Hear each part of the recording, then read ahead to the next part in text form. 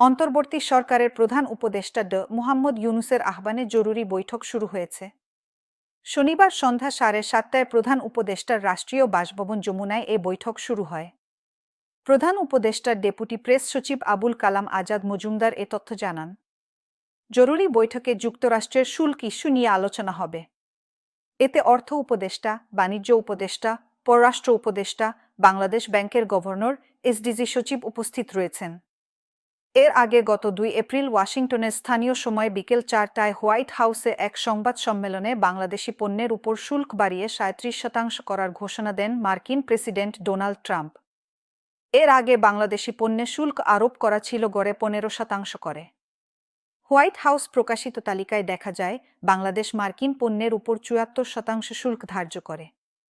এর বিপরীতে বাংলাদেশি পণ্যের উপর 37% পাল্টা শুল্ক ধার্য করে ট্রাম্প প্রশাসন।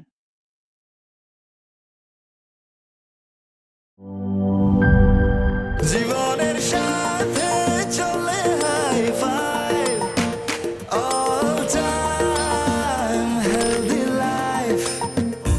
নিশ্চিন্তে খান, স্বাস্থ্যকর অল টাইম পান। All time healthy life.